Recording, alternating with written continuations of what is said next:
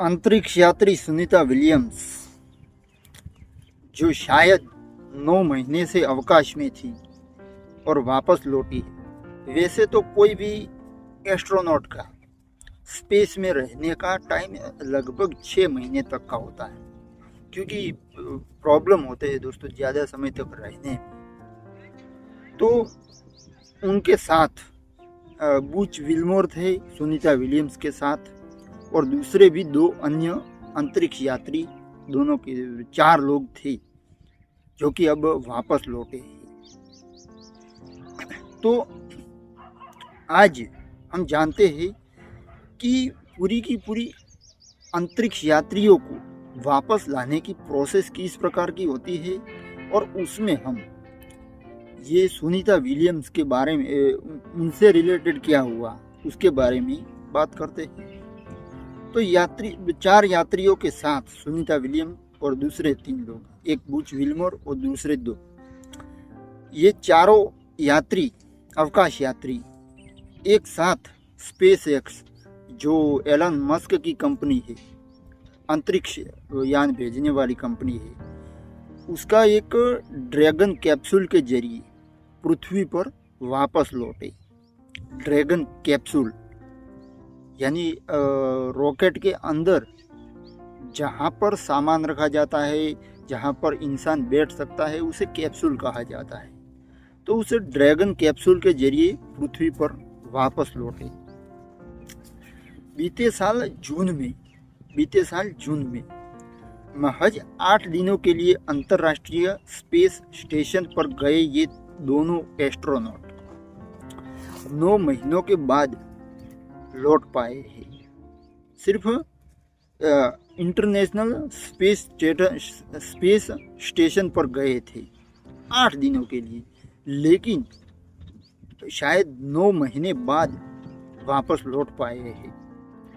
तो बोइंग का जो स्टारलाइनर यान उन्हें वापस धरती पर लाने वाला था, वो खराब हो गया था, इसलिए उन्हें इतना लंबा इंतज़ार करना पड़ा। गए थे सिर्फ 8 दिनों के लिए, और वापस आने में 9 महीने का समय लग गया। इसका कारण ये था कि बोइंग का जो स्टारलाइनर यान था, स्पेस शटल था, वो वापस धरती पर लाने वाला था, जबकि वो खराब हो गया था। इसके कारण इतना लंबा इंतज़ार करना पड़ा उन अंतरिक्ष यात्रियों को। आखिरकार एलन मस्क की कंपनी स्पेस एक्स का ड्रैगन कैप्सूल फ्लोरिडा के तट पर सुरक्षित रूप से उतर आ गया, जिसमें उसकी ड्रैगन कैप्सूल में ये चारों अंतरिक्ष यात्री थे, सुनीता विलियम्स, बुच विल्मोर और 2 अन्य लोग। तो इस तरह का उनका प्रक्रिया रही। अब समंदर में गिरने के बाद ये जो स्पेस शटल आता है वो सीधे धरती पर नहीं उतरता है, वो समंदर में गिरता है। तो गिरने के बाद कैप्सूल के चारों ओर क्यूरियस यानी जिज्ञासु डॉल्फिनों का एक समूह चक्कर लगा रहा था। समंदर में तो मछलियाँ होती ही है। अचानक से वो कैप्सूल गिरी तो मछलियों को चक्कर काटने लगी उस कैप्सूल के चारों ओर कि क्या आया, ये हमारा कोई बड़ी मछली नहीं है, ये इसके लिए चक्कर काट रही थी। ये सब कुछ हुआ, इसलिए मैं बता रहा हूँ। तो अंतरिक्ष यात्रियों को स्पेस स्टेशन से धरती पर पहुंचने में 17 घंटे का लंबा वक्त लगा दोस्तों। 17 घंटे समय लगा इतना।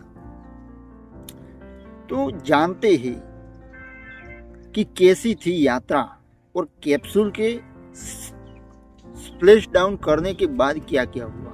स्प्लैश डाउन करने के बाद क्या क्या हुआ, पैराशूट खुला और फिर स्प्लैश डाउन।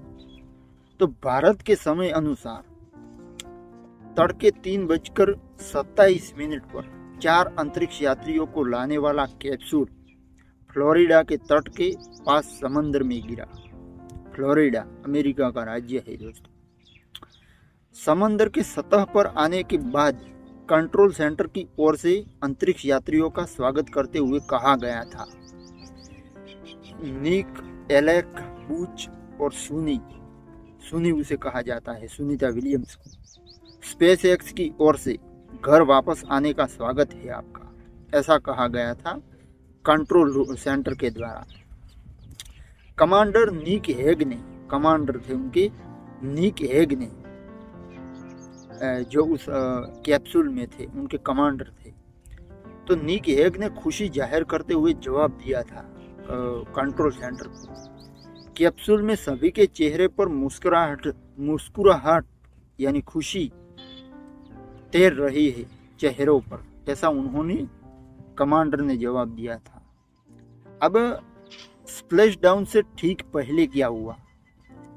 वैसे तो हम जान रहे हैं कि ये पूरा का पूरा ब्यौरा क्या था, स्पेस में से वापस लौटने का ब्यौरा क्या था, किस प्रकार से ये कार्यक्रम हुआ वापस लाने का। तो इंटरनेशनल स्पेस स्टेशन से पृथ्वी तक आने का सफर लगभग 17 घंटे का था। पृथ्वी के वायुमंडल में प्रवेश करते समय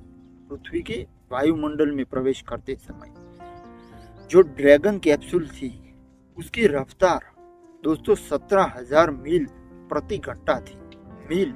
माइल बोल रहा हूं मैं, किलोमीटर नहीं, किलोमीटर तो शायद इसके डबल हो जाएंगे। तो 17,000 माइल प्रति घंटा थी। दूसरी चीज, जिसे कुछ मिनटों के अंतराल में तेजी से धीमा किया गया। ये सब कुछ दोस्तों प्रोग्रामिंग से होता है, सब कुछ प्रोग्राम, सबसे पहले सब कुछ तय होता है कि इस प्रकार से होगा सब कुछ, और उसको धीमा करने के लिए वो क्या कहते हैं, गुब्बारे,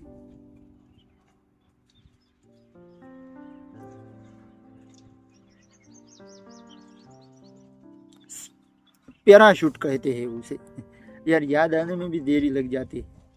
पैराशूट वो खुलता है तो हवा के कारण उसके अंदर हवा भर जाती है, जिसके कारण हवा उसको तोड़ लेती है कैप्सूल को। इस प्रकार से उस गति को, स्पीड को धीमी करने के लिए पैराशूट का यूज किया जाता है। तो इस तरह तेजी से धीमा किया गया था कुछ मिनटों के अंदर, फिक्शन ऑफ मिनट के अंदर। इससे पहले मंगलवार को सुनीता विलियम्स और बूच विल्मोर के साथ 2 और अंतरिक्ष यात्री, निक हेग और रूस का अंतरिक्ष यात्री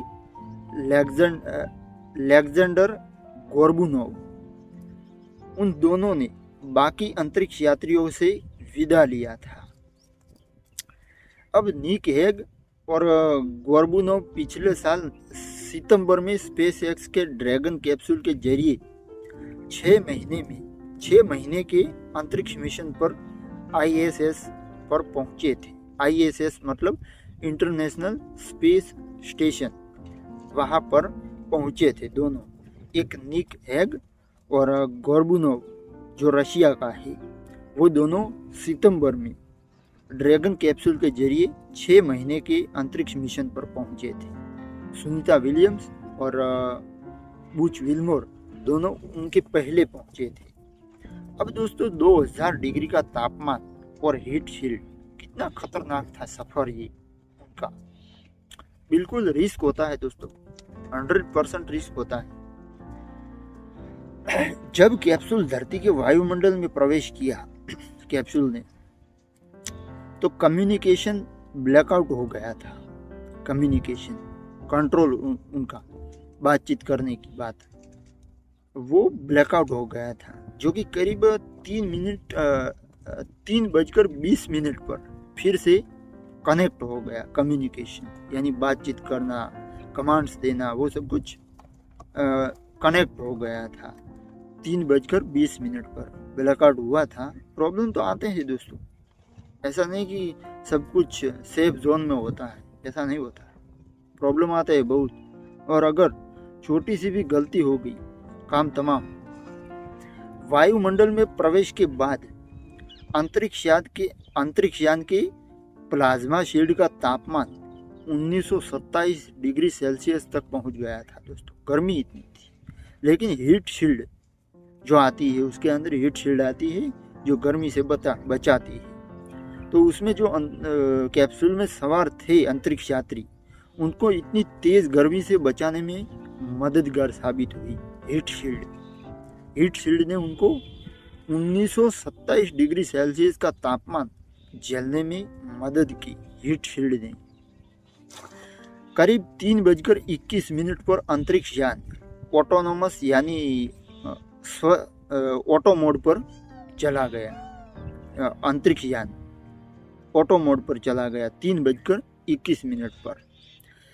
यानी अंतरिक्ष यात्री इसे नियंत्रित नहीं कर रहे थे, अंतरिक्ष यात्री इसे कंट्रोल नहीं कर रहे थे। इस दौरान उनके सामने जो टच स्क्रीन लगे हुए हैं उस पर वे सारी गतिविधियों का देख पा रहे थे। उस डिस्प्ले पर सब कुछ डिस्प्ले हो रहा था अंतरिक्ष यात्रियों के सामने कि क्या क्या हो रहा है, क्योंकि उनको ही पता है सारी की सारी डिटेल दोस्तों उनके सामने होती है। पूरा का पूरा गणित लगाया जाता है, मैथमेटिक, और वो उनकी साइंटिस्ट का विषय है। स्पेस में घूमने वाला, मैं तो यार स्पेस में सोचता हूँ ना तब भी चक्कर आ जाते हैं। क्यों?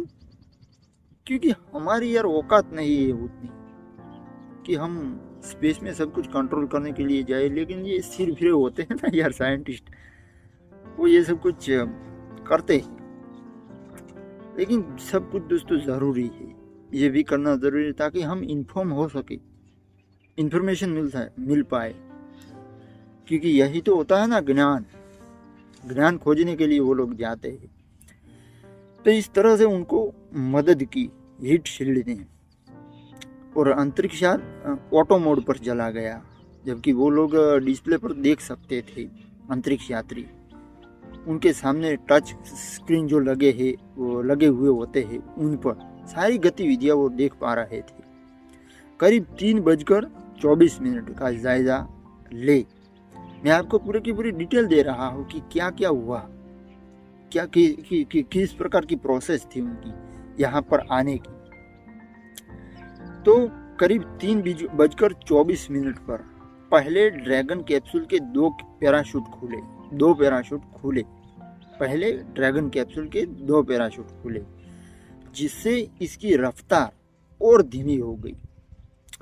इस दौरान एक जोर का झटका लगा और कैप्सूल की रफ्तार और धीमी हो गई, बिल्कुल स्लो हो गई। क्योंकि धीमा करना दोस्तों ज़रूरी है स्पीड को, बाकी अगर स्पीड ज़्यादा रहेगी कि ठोक जाएगा यार पृथ्वी पर जैसे गेंद की तरह, और टूट जाएगा पूरा का पूरा, हड्डियाँ नहीं, पूरा का पूरा खत्म हो जाता है। उसके बाद 2 और पैराशूट खुले, पहला पैराशूट खुला, दूसरा पैराशूट खुला। इस तरह से दोस्तों टेक्निक से पूरी प्रक्रिया इस प्रकार की होती है जिसमें उनको एकदम स्पीड को धीमा नहीं किया जाता है। एकदम अगर 17,000 माइल पर आवर की स्पीड, और अगर आप एक झटके में अगर ब्रेक लगाएंगे, यानी पैराशूट के जरिए ब्रेक लगाई जाती है, वो ब्रेक अगर लगेगी पैराशूट टूट जाएगा या डोरियां टूट जाएगी और वापस उतनी ही स्पीड से गिरने लगेगा।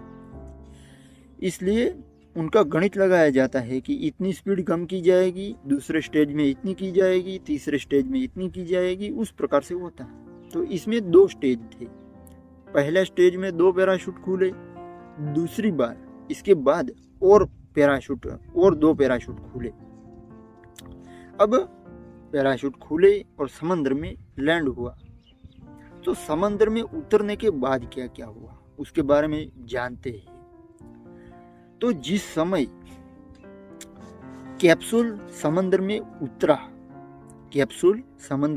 उतरा उसके ठीक बाद ही पानी में कैप्सूल के चारों ओर डॉल्फिन मछलियां चक्कर लगाती हुई तैरती दिखी उन लोगों को। क्योंकि ये दोस्तों एक ऐतिहासिक घटना थी, इसलिए कैमरा सब कुछ लगाया जाता है और हूबहू क्या हो रहा है वो सब कुछ लिखा जाता है और सब कुछ लोगों के सामने भी मीडिया द्वारा रखा जाता है और सब कुछ लिखा जाता है। मतलब मेरा कहने का ये है। तो ये मछलियाँ चारों ओर घूम रही थी उस कैप्सूल के चारों ओर। तो मौके पर मौजूद रिकवरी टीम उनकी फास्ट बोट से कैप्सूल तक पहुंची। रिकवरी टीम बोट्स के ज़रिए, जो कि फास्ट होती है, बिल्कुल स्पीड ज़्यादा होती है उनकी, और पहले सुरक्षा का जायज़ा लिया। सुरक्षा यानी अगल बगल, कैप्सूल के अगल बगल सिक्योरिटी का, क्योंकि ये दोस्तों इसमें छोटी सी भी गलती नहीं होती, इसलिए उन्होंने सुरक्षा का जायजा लिया कि कोई प्रॉब्लम तो नहीं है ना। और पैराशूट हटाया उन्होंने जो गिरा था आसमान में से। इसके बाद स्पेस एक्स का रिकवरी पोत यानी सबमरीन वहां पहुंचा, जो कि लैंडिंग साइट से 2 मील की दूरी पर रुका हुआ था, खड़ा था। सब कुछ पहले से इंतजाम किया गया था कि जब अंतरिक्ष यात्री यानी कैप्सूल आएगी, फिर किस प्रकार से हम उन्हें वापस ले आएंगे, ये सब कुछ पहले से तय था और सब कुछ सेटअप लगाया हुआ था। तो उनका स्पेस एक्स का रिकवरी पोत पहुंचा, जो कि लैंडिंग साइट के से 2 मील की दूरी पर था, जहां पर लैंड हुआ था स्पेस शटल, उससे 2 मील की दूरी पर था ये पोत। युद्ध पोत नहीं रिकवरी पोत। तो जिस समय अंतरिक्ष यान की वापसी हो रही थी, आसमान पूरी तरह साफ नीला था। आसमान का रंग दोस्तों नीला होता है, यानी ब्लू, सबको पता है, लेकिन कई बार वाइट भी हो जाता है, ब्लैक भी हो जाता है। दोस्तों रंगों की दुनिया तो है ना, दुनिया तो रंगों की है ना। रंग नहीं होते हैं तो फिर कुछ देख नहीं पाएगी हम, डिफरेंट क्या है वो पता नहीं चलेगा। एक ही तरह का पेड़ भी वाइट, सब कुछ वाइट, मतलब अब उसमें परख कैसे पाओगे कि ये मिट्टी है, ये पेड़ है, ये आदमी है, सब कुछ वाइट नहीं होता दोस्तों। रंगों की दुनिया है ना, इसका मतलब बनता है, इसलिए मैंने कहा है। तो इस तरह से वो पोत पहुंचा, लैंडिंग साइट से 2 मील पर खड़ा था। जिस समय अंतरिक्ष यान की वापसी हो रही थी, उस समय अंतरिक्ष पूरा का पूरा ब्लू था, साफ था। इसके बाद रस्सियों के सहारे कैप्सूल को सुरक्षा नाव में लाया गया। उस नाव में यानी होड़ी, उसमें लाया गया कैप्सूल को। फिर कैप्सूल का हैच खुला, हैच जो भी दरवाजा आता है वो खुला। इसके बाद ड्रैगन को, जो ये ड्रैगन कैप्सूल थी, उसको साइड हैच खुला और सारी दुनिया अंतरिक्ष यात्रियों की झलक पाने का इंतजार करने लगी कि कब वो लोग बाहर आएंगे। अरसे बाद ये लोग पृथ्वी पर ताज़ा हवा में सांस लेने वाले हैं। अंतरिक्ष यात्री सुनी, बुच विल्मोर और वो लोग सारे के सारे चार लोग। तो इसके बाद नासा की लाइव तस्वीरों के जरिए दुनिया भर में लोगों ने सुनीता विलियम्स और उनके साथियों को बाहर निकलते देखा। पूरी दुनिया ने, जो लोग देख रहे थे उन्होंने, जिन्होंने नहीं देखा उन्होंने नहीं देखा। और हो सकता है वीडियो उपलब्ध होगा यूट्यूब पर, देख लेना आपने अगर नहीं देखा है तो सारी दुनिया ने उन लोगों को देखा। अब क्रू के कैप्सूल से निकलने से पहले एक कैमरे ने अंदर की तस्वीरें खींची। इन तस्वीरों में सभी यात्री हाथ हिलाकर अभिवादन करते दिखे। क्रू 9 उनका था, उसके कमांडर थे निक हेग। ड्रैगन से बाहर निकलने वाले पहले यात्री थे, कमांडर पहले निकले थे, जिनका नाम था निक हेग। ड्रैगन से बाहर निकलने वाले पहले यात्री थे। वो बाहर निकले, कैमरे की ओर देखकर मुस्कुराए, हवा में हाथ लहराए और आगे निकल गए। अब कैप्सूल से निकलने के बाद अंतरिक्ष यात्रियों ने हाथ हिलाया था। कैप्सूल से निकलने से ठीक पहले सुनीता विलियम्स और बूच विल्मोर ने कैमरे की ओर हवा में हाथ हिलाकर खुशी जाहिर की। अंतरिक्ष में करीब 286 दिन बिताने के बाद सुनीता विलियम्स और बूच विल्मोर ने धरती पर ताज़ी हवा की सांस ली, क्योंकि वहां पर ऐसी जाहो जलाली नहीं होती है दोस्तों अवकाश में। अब जिस समय वे कैप्सूल से बाहर आ रहे थे, उनके चेहरे पर मुस्कान तैर रही थी और कैमरे की ओर देखकर वे लगातार हाथ हिला रहे थे। करीब 9 महीने तक इंटरनेशनल स्पेस स्टेशन पर रहते हुए इन दोनों यात्रियों ने हर दिन 16 बार सूर्योदय और सूर्यास्त देखा। हर दिन 16 बार सूर्यास्त, एक दिन में 16 दिन देखे। एक दिन में 16 बार सूर्यास्त होता था और सूर्योदय होता था और सूर्यास्त होता था हर दिन में, और उन्होंने ये देखा था। और अंदाजा लगाया जा सकता है कि इससे तालमेल बिठाना उनके लिए कितना चुनौतीपूर्ण रहा होगा। इससे तालमेल बिठाना उनके लिए कितना चुनौतीपूर्ण रहा होगा। उनकी सेहत के बारे में बात करें तो नासा के कॉमर्शियल क्रू प्रोग्राम के मैनेजर स्टीव स्टीच ने बताया कि अंतरिक्ष यात्रियों की सेहत ठीक है। उन्होंने कहा कि अंतरिक्ष यात्री कुछ समय के लिए रिकवरी शिप पर रहेंगे और फिर उन्हें ह्यूस्टन भेजा जाएगा। उन्होंने अपनी टीम का शुक्रिया कहा और नासा की ज़रूरतों के मुताबिक खुद को डालने के लिए अमेरिकी अरबपति एलन मस्क की कंपनी स्पेस एक्स की तारीफ की थी। हालांकि अंतरिक्ष यात्रियों का मेडिकल चेकअप किया जा रहा है और जब यह प्रक्रिया पूरी हो जाएगी, इसके बाद परिवार से मिलने की इजाज़त मिलेगी स्पेस यात्रियों को। आमतौर पर इसमें 1 दिन का समय लगता है।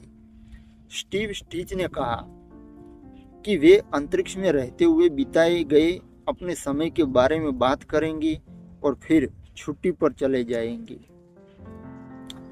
अब इंटरनेशनल स्पेस स्टेशन पर 900 घंटे की research. NASA space operation mission director के डिप्टी एसोसिएट एडमिनिस्ट्रेटर्स जोएल मोंटाल्बानो ने कहा कि सुनी और बूच ने इंटरनेशनल स्पेस स्टेशन पर रहते हुए 900 घंटे तक रिसर्च किया और इस दौरान 150 साइंटिफिक प्रयोग किए गए। उन्होंने नासा अंतरिक्ष यात्रियों की किए गए प्रयोगों को देश के लिए लाभदायक बताया और उम्मीद जताई कि इस दशक के अंत तक यानी 2035 तक मंगल ग्रह पर इंसान उतारने के नासा के लक्ष्य में ये मददगार साबित होंगे ये प्रयोग। अब दोस्तों शरीर पर भी प्रभाव पड़ते हैं, तो उस पर जानकारों का क्या कहना है। तो जानकारों के अनुसार अधिकांश यात्रियों का अंतरिक्ष में रहने का समय आमतौर पर अधिकतम 6 महीने का होता है, लेकिन सुनीता विलियम्स और बूच विल्मोर उन दोनों को वहां 9 महीने तक रुकना पड़ा। 3 महीने ज्यादा हो गए। दूसरी चीज, अंतरिक्ष में रहते हुए इसका शरीर पर काफी बुरा प्रभाव पड़ता है, असर पड़ता है। खुद को फिट रखने के लिए अंतरिक्ष यात्रियों को हर दिन 4 घंटे तक व्यायाम करना पड़ता है। हालांकि जीरो ग्रेविटी में भारीपन की वजह से हड्डियां और मांसपेशियां कमजोर हो जाती है। शरीर में खून का प्रवाह गुरुत्वाकर्षण की वजह से आसान होता है और अंतरिक्ष में रहते हुए इस पर भी असर पड़ता है। खून के ब्लड सर्कुलेशन पर भी। आंख में द्रव के इकट्ठा होने से आंख की रोशनी भी प्रभावित होती है। इसके अलावा अंतरिक्ष यात्रियों को रेडिएशन का भी सामना करना होता है और रेडिएशन के कारण कैंसर भी हो सकता है बाद में। इसीलिए इंटरनेशनल स्पेस स्टेशन पर मौजूद अंतरिक्ष यात्रियों के स्वास्थ्य पर करीबी नज़र रखी जाती है, ये जानकारों का कहना है। हालांकि अंतरिक्ष में हुए अधिकांश बदलाव धरती पर वापसी के बाद सामान्य हो जाते हैं, लेकिन इसमें कुछ समय लगता है। ब्रिटिश एस्ट्रोनॉट टिम पीक ने कहा कि पृथ्वी पर वापसी के बाद यहाँ के वातावरण में ढलने में कुछ वक्त लगता है, समय लगता है। एक प्रोग्राम में उन्होंने कहा था, आपके शरीर को छुट्टियों जैसे एहसास मिलता है। आपका दिल, आपकी मांसपेशियां और हड्डियों को आराम मिलता है। यहाँ आने के बाद आप अंतरिक्ष स्टेशन में पृथ्वी के चारों ओर जीरो ग्रेविटी में घूम रहे होते हैं और खुद को फिट रखने के लिए आपको व्यायाम करना होता है। लेकिन धरती पर वापसी के बाद 2-3 दिन बहुत कष्टदायी होते हैं, प्रॉब्लम होते हैं। तो इस तरह से दोस्तों वापस लाए गए अंतरिक्ष यात्री सुनीता विलियम्स, बुच विल्मोर और 2 अन्य 4 अंतरिक्ष यात्री, जिसमें मैंने बताया कि किस प्रकार की प्रक्रिया थी और किस प्रकार से आए, उसका मैंने आपको बताने की कोशिश की। और आपका बहुत बहुत धन्यवाद दोस्तों।